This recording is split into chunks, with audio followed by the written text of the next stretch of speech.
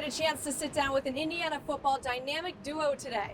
One from Zionsville, Indiana, and the other from Auckland, New Zealand. James Evans and Chris Freeman. Take a look.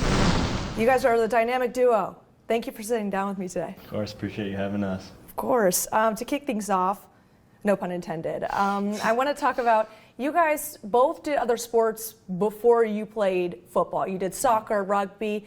Was it somebody's idea that introduced you to the sport, or was it like you had an idea?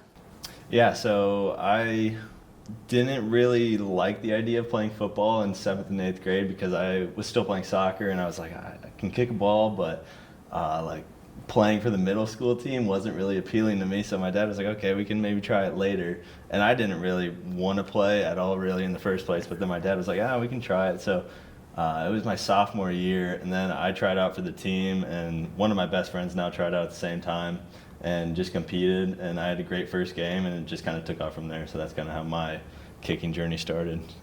Yeah, and I guess I kind of almost grew up punting balls, but just in rugby. So I kind of just have thousands and thousands of reps kicking a rugby ball, and so when that kind of was coming to an end, someone kind of brought up the opportunity to go play football, and it was actually, I guess, somewhat of a natural transition going from kicking a rugby ball to kicking a football. So it definitely made things easier. When you first came to Indiana, like to IU, I mean, you're from Zionsville, you're Indiana through and through. You got to play for the Indiana Hoosiers, and you played in your first game ever when you were here. Mm-hmm. What was it like stepping on the field for the first time as a Hoosier for you guys?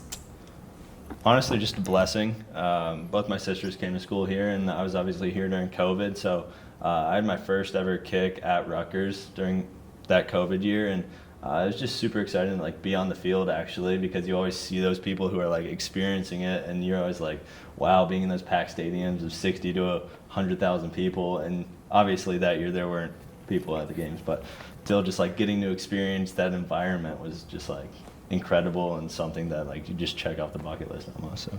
Yeah, no, I agree with that. My first game, I guess, was at Iowa. Really cool experience. Sold out stadium. I guess a lot of adrenaline.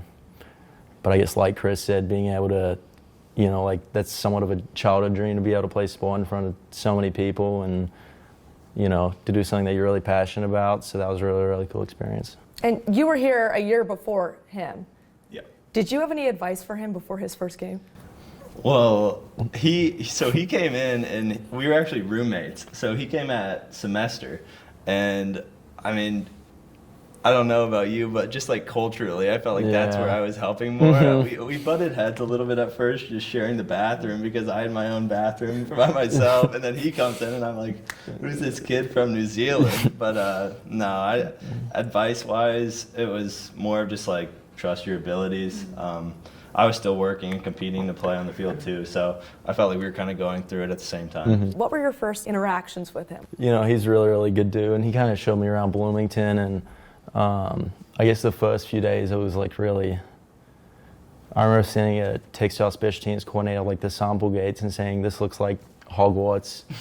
So it was just everything was just I guess everything was new, but also everything was kind of coming at me a million miles an hour in that transition. And so he kind of, eased that up. I remember we took a long walk around campus and kind of showed me, all the landmarks around campus and whatnot, and helped that transition. So. Yeah, I was about to say, I read an article where your first day with the team, you showed up in sandals and shorts. Yeah, I think that was kind of getting off the plane, and I had a layover in Los Angeles, so I was able to go out to the beach there.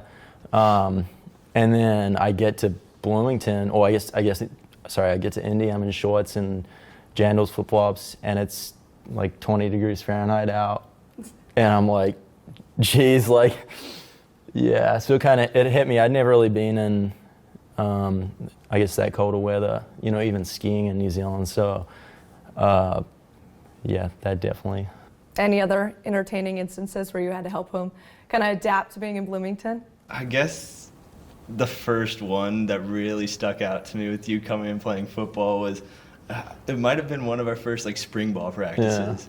Yeah. And we're going through practice, and we always know that Coach Allen can call like specialists on the field for punt, field goal, that stuff during the end of practice, and they yell punt, like our punt team, and his shoes aren't tied on the sideline. And it's one of his first ever spring practices, so he's on the ground tying his shoes, and the coaches are just like, what did we do? But obviously it's worked out for this program and for Jim. So give me a glimpse also into what practice is like with you two.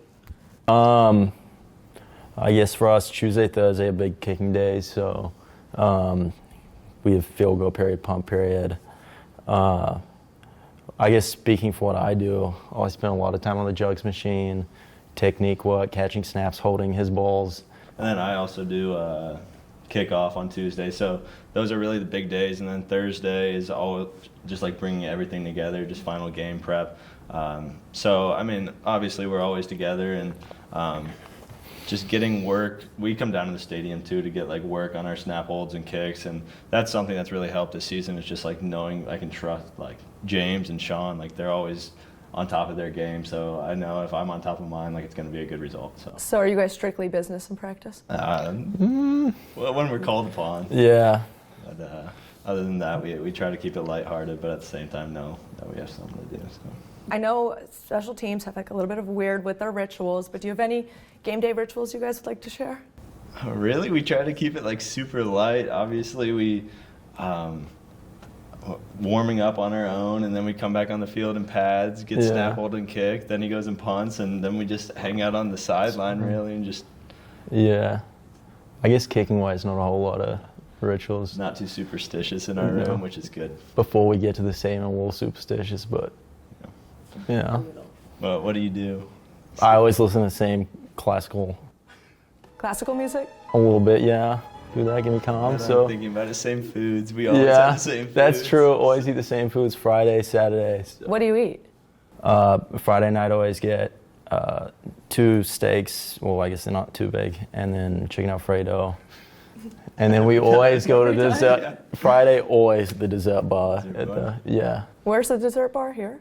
The country club for home games, but this kid especially, he loves the dessert bar. You love the dessert bar? Yeah, I gotta take care of my body. Yeah, we call Get it that ice cream, and I make a milkshake too. Out of it. So wait, do you eat the same thing as him? You guys both have steak at Alfredo? No, I don't touch the noodles. I always get steaks, mashed potatoes, rolls. Yeah. Then make a sandwich out of that, and that's about it. Salad. I always have a salad, omelet the day of the game, and then a salad and some noodles and Parmesan right before we leave, and that's it. Have you guys visited each other's hometowns yet? Have you been to Zionsville? I've been in Carmel.